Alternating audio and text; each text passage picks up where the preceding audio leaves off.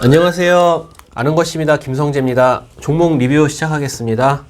오늘은 제가 사랑하는 종목 첨보 영상을 찍을 거고요. 첨보는 제가 무척이나 애정을 많이 보였던 종목이고, 첨보 영상은 9월 29일에 올려드렸습니다. 그때도 말이 필요 없고 지금도 말이 필요 없는 기업 첨보입니다. 5월 18일 당시에는 그때는 71,300원이었고요. 9월 28일 날 두 번째 리뷰 영상 찍을 때는 164,000원이고요. 그리고 5월 달 당시에는 펀은 28이고 시가총액은 7천억의 기업이었습니다. 그리고 9월 28일 날 영상을 찍을 때 그때 당시에 굉장히 한 20% 정도 급락을 했었거든요, 첨보가.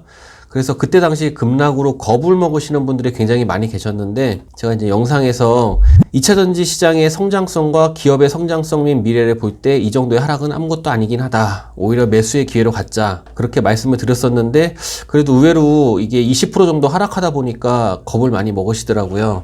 그래서 제가 또 피터 린치의 이런 장면을 캡처를 해왔는데요. 이렇게 말씀을 드리고 싶어요. 왜 자꾸 기회를 불안감으로 받아들이시는지, 기회로 받아들이시면 어떠실지.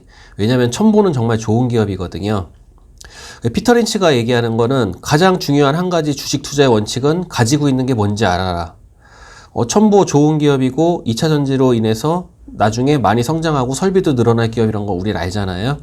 그리고 피터 린치가 말해요. 급락을 이용해야 된다. 근데 언제일지는 아무도 모른다. 이렇게 급락이 생겼을 때 좋은 기업은 더 사야 되는 것이 맞다고 생각합니다. 좋은 기업을 보유하고 실적이 턴어라운드 되는 기업을 보유하면은 잘 될 것이다.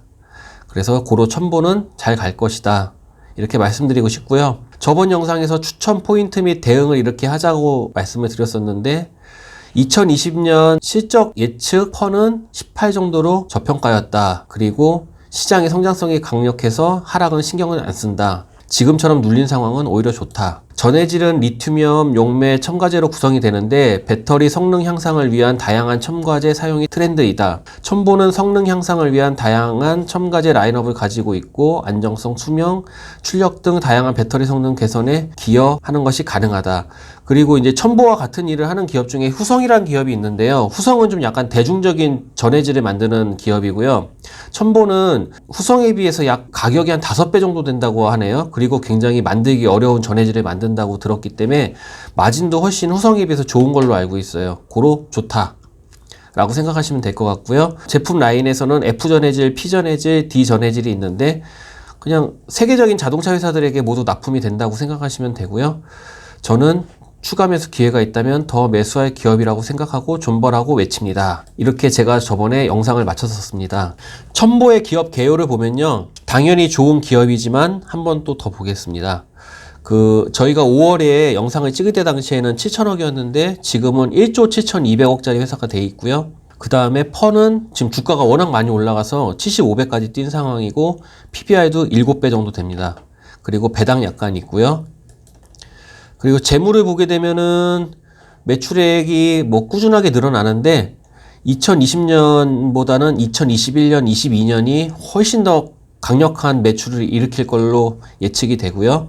영업이익, 당기순이익 그냥 꾸준하게 현재는 약하게 성장하는 모양새입니다. 그리고 영업이익률이나 순이익률은 14에서 한 20 정도 왔다 갔다 하고 있고요. 부채 비율이 예술입니다. 지금 한 10% 정도고요. 그 다음에 당자 비율도 지금 500%가 넘기 때문에 굉장히 양호한 기업이라고 볼 수 있고, 유보율도 한 4,000% 정도 되고요. 유보율이 많다는 거는 이익여금이 많다라고 생각하셔도 됩니다. EPS는 매년 상승하고 있고요. 펀은 지금 주가가 많이 상승했기 때문에 좀 고퍼입니다. PBR도 마찬가지고요. 재무는 무척 좋고요. 이렇게 재무가 좋은 기업들의 장점은 지금 2차전지 섹터 자체가 설비 증설이 굉장히 이슈잖아요. 근데 이렇게 설비를 증설할 때 유상증자에서 좀 자유롭기 때문에 투자자 입장에서는 좀 더 마음의 안정감이 생기는 것 같습니다. 제가 전 영상에서는 이렇게 딱 떨어진 자리에서 약간 더 떨어진 곳, 그 다음에 다음 지지받는 곳을 예상해서 제가 매수가를 잡아드렸었고요. 좀 이따가 차트 볼 때 더 디테일하게 말씀드리겠습니다. 최근에 리포트 나온 것 좀 보겠습니다. 일단은 유한타증권 김광진 애널리스트님께서 11월 24일 날 올려주신 게 있는데, 리포트가 그냥 다 좋은 얘기예요. 15% 이상 올라갈 거고 2차전지 소재가 상장을 견인할 거다. 그리고 P전해질, F전해질의 매출도 정상화가 될 것이다.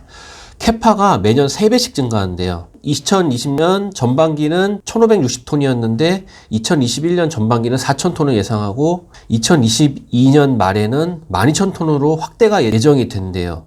와, 그럼 이거 상상이 안 되시지 않으세요? 그냥 비싼 가격이라도 사야 되나 하는 마음도 들긴 하지만 또 리포트를 고지고대로 다 믿을 수는 없겠죠. 그래서 좀 냉정할 필요는 있는데 그래도 좋다 라고 생각을 하고요. 증설 효과가 내년부터 본격적으로 일어난대요. 그래서 저는 첨보를 열심히 모아야 된다고 생각하고, 오히려 넣었다 뺐다 하는 방식보다는 첨보 같은 기업은 전 장기 투자가 오히려 더 좋고, 정말 주가가 하락할 때마다 꾸준하게 모으는 방식의 투자가 훨씬 좋다고 생각합니다.